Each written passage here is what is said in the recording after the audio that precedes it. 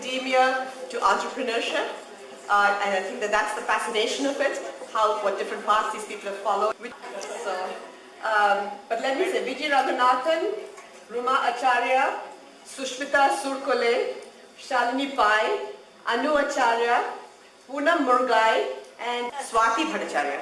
My first question, given that it's only 45 minutes for us, is in your lives and in your career, what do you feel were the key factors that led to your success story as to where you've arrived here today?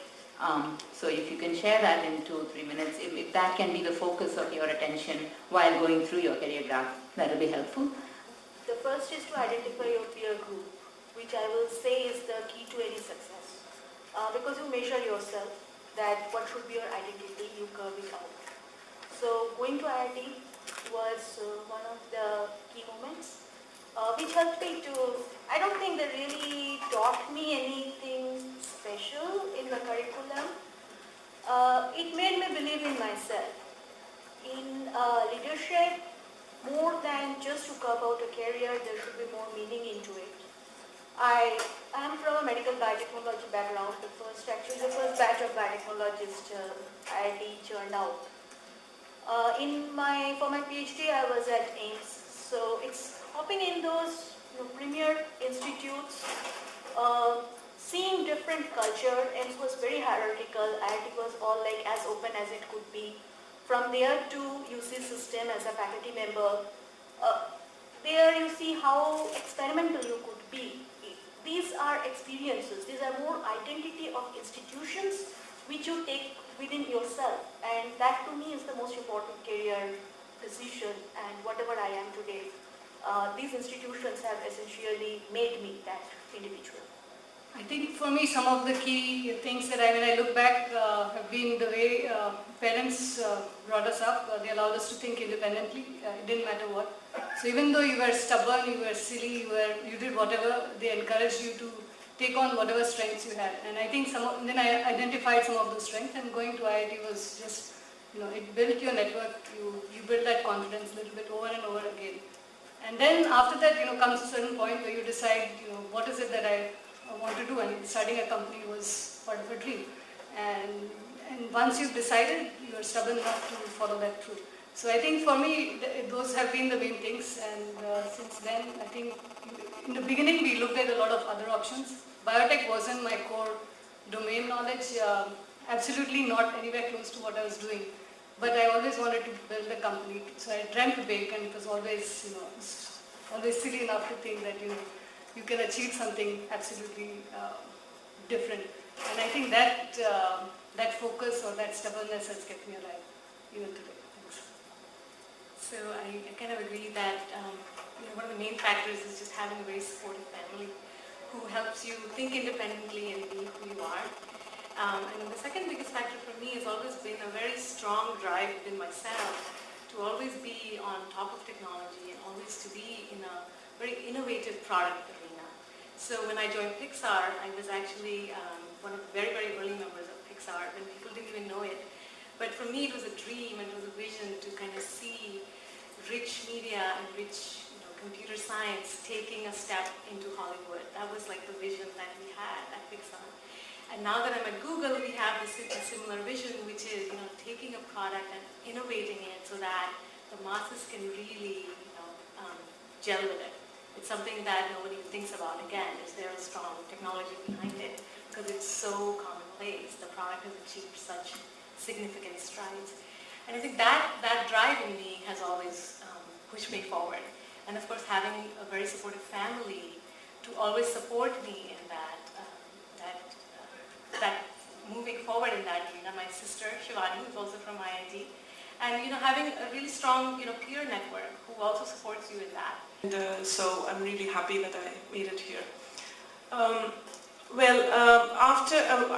always liked math and physics, so I decided that I would major in one of them, and it turned out that I took up electronics in IIT Kharagpur.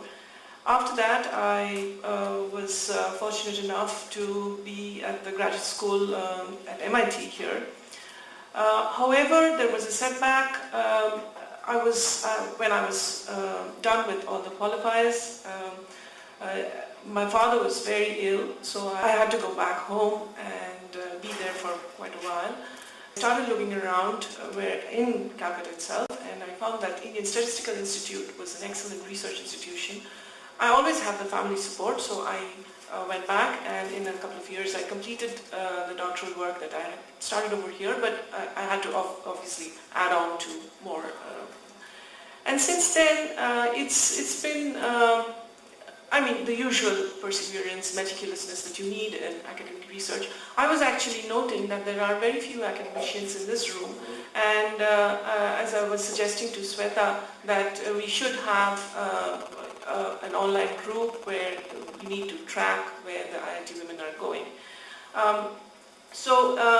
My area of research has been in algorithmic computer-aided design of VLSI chips. So it's a marrying of the electronics background I had at IIT Kharagpur and the work at the Theory of Computation group in the Laboratory of Computer Science in MIT. So it was a very good match with the domain knowledge of microelectronics and the algorithmic theory that I learned at MIT.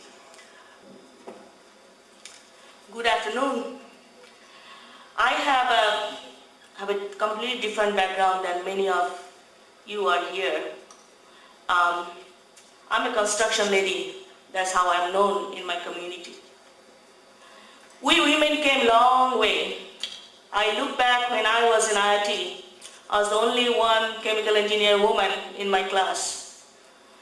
All my career, I was the only woman.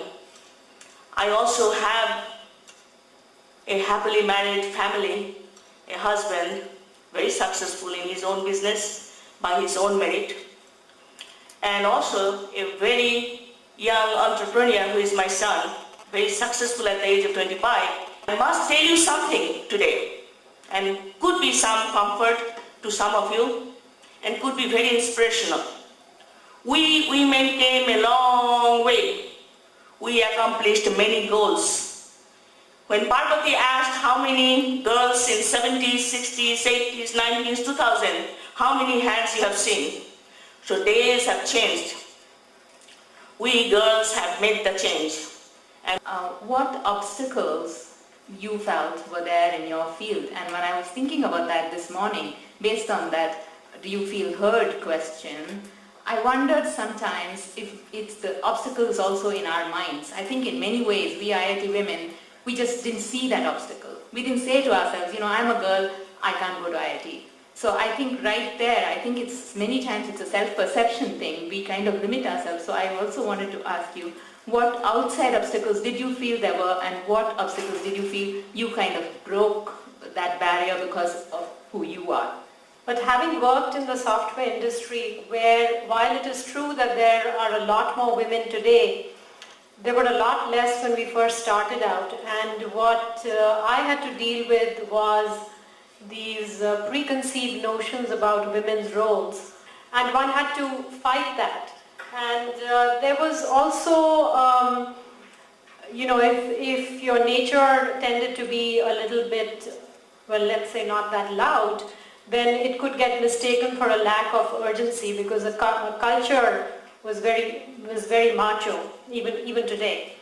And so that was another thing. And the old boy network was very prevalent, is very prevalent, where women are often excluded from the beer parties and important decisions are made.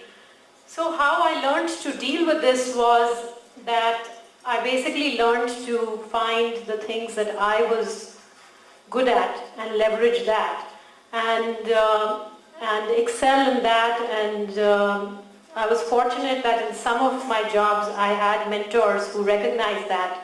And my mentors were both men and women. So I strongly believe that for progress and change to occur, men and women have to work together. While it's good for women to network and learn from each other, overall the problem can be solved, and you know, solutions can be found by everyone, all the talent to work together.